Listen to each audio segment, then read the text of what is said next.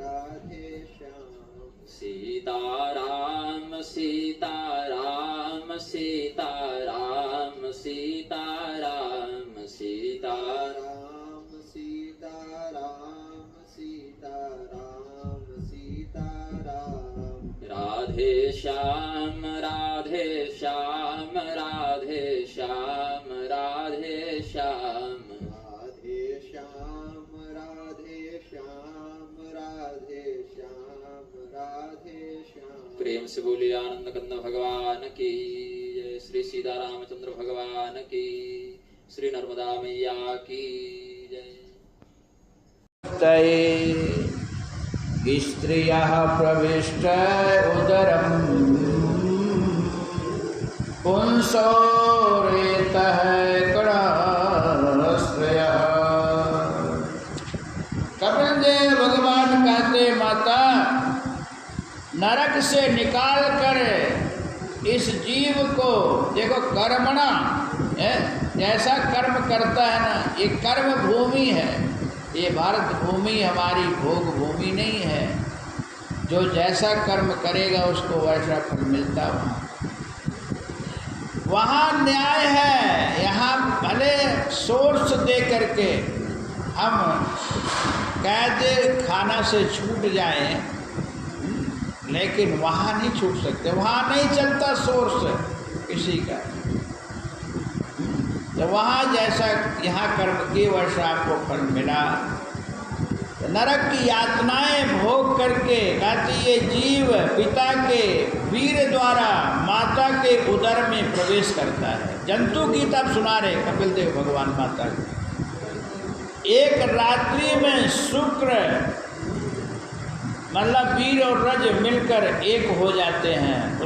उसको कलल कहते हैं। दोनों मतलब गर्भाशय में सड़ते हैं, रज और वीर। रज स्त्री का, वीर पुरुष का।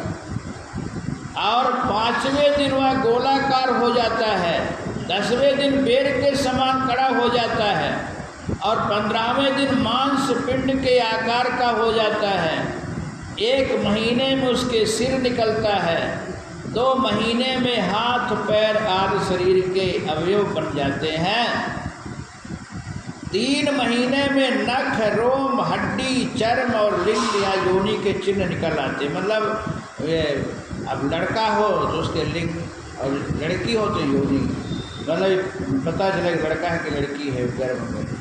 4 महीने में 7 धातुएं रस रक्त मांस मेदा मज्जा अस्थि और शुक्र उत्पन्न हो जाता है। 5वें महीने में उसे भूख प्यास लगने लगती है बच्चा को गर्भ में ही। और 6ठे महीने में झिल्ली से एकदम से कसा हुआ वह माता के दक्षिण कुक्ष में घूमता है गर्भाशय में। उस समय माता जो कुछ खाती पीती है उसी से उसका भी पोषण होता है बच्चा का। और वहाँ जंतुओं के साथ विष्टा मूत्र भरे कुक्षी गड्ढे में पड़ा रहता है। सेते विष्णुमूत्र्योर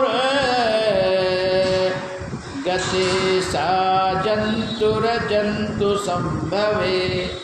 अब माँ के गर्भ में वहाँ मलमूत्र पड़ा है अंदर, अब वहाँ कीड़े हैं। अब ये कीड़े में ये जीव वहीं पड़ा हुआ है मलमूत्र के स्थान पर, वहीं तो गर्भाशय में। वहाँ है क्या?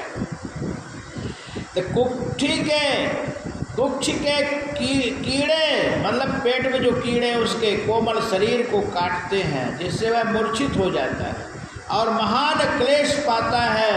ऐसे समय उसकी माता जो खट्टे मीठे तीखे चरपरे खाती है, वो उस शरीर में वेदना होती है और बच्चे पर भी असर होता है।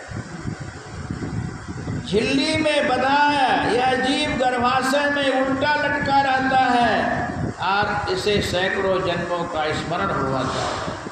जब ये 8वें और 9वें महीने में पहुंचता है तब भगवान का हाथ जोड़ करके स्तुति करता है। ये जीव उत्तान पाद हो जाता है, ऊपर पैर नीचे सिर करके, और भगवान से यही कहता है, हे प्रभु आप हमको जो ये स्थान दिए गर्भाशय माँ का गर्भ, उससे ठीक नहीं है, लेकिन हमने ऐसा कर्म किया था जो कि हमको ये स्थान मिला है।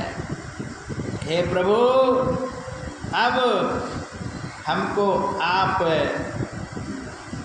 इस से मुक्ति दिला दो प्रभु, जन्म दे दो।